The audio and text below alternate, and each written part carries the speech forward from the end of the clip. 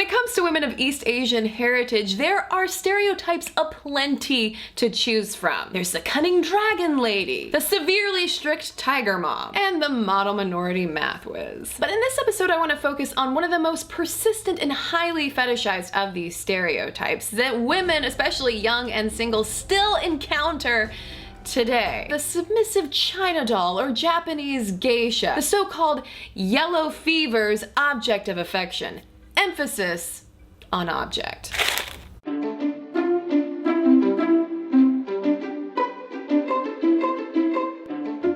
Officially, East Asia comprises 8 distinct nations with a population of more than 1.5 billion. So it's no wonder then that we assume that any woman with any connection to that region whatsoever, even if she was, say, born and raised in the United States, must meet the criteria of being a submissive China doll, right? Being diminutive, coy, and sexually permissive at the end of the day? No? Now, the overarching theme to this stereotype is ascribing ultra-femininity to prop up masculinity.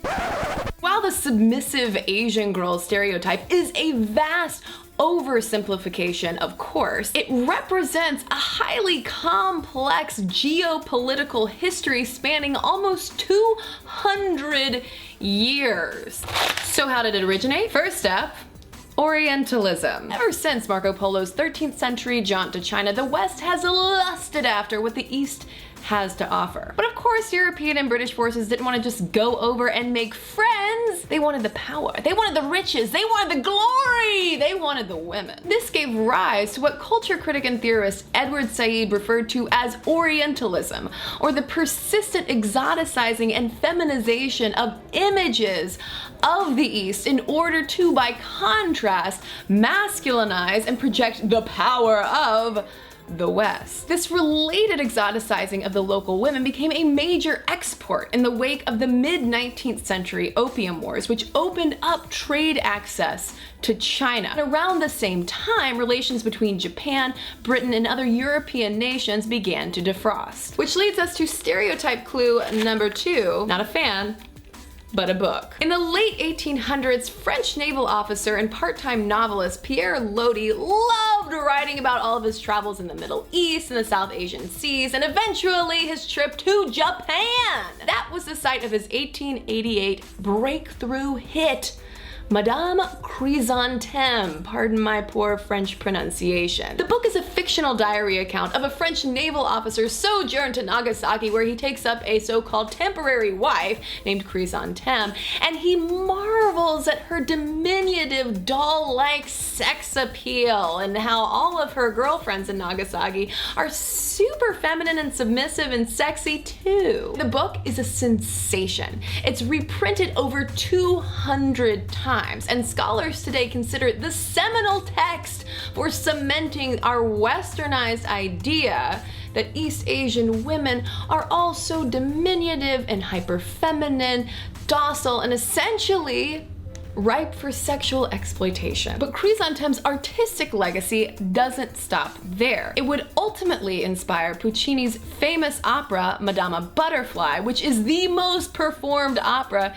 in the United States. And it's all about this naval officer named Pinkerton and his temporary wife named Cho-Cho-San. And if those two names ring a bell, then that probably means you're a Weezer fan. Listening to Cho-Cho-San, fall in love all over again.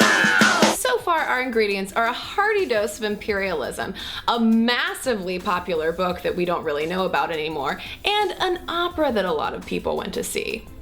Is that it? Oh no! We've got a few more wars to talk about. World War II and the Korean and Vietnam Wars fully revived this geopolitical image of the hyper-masculine West led by Uncle Sam going to invade the feminized and by virtue weaker and cunning East. Quite literally, relationships, consensual and not, were being formed between American GIs and local women. But unlike during the Opium Wars era, this submissive Asian stereotype was more of an import than an export, with American GIs encountering local women, many of whom were part of military-centric sex trades. Pop culturally during this time, Madame Chrysantheme bust out of her cocoon yet again, with very familiar themes popping up on stage and screen, only this time with the white guy playing a little bit more of patriotic hero in productions like South Pacific, The World of Suzie Wong, and Miss Saigon.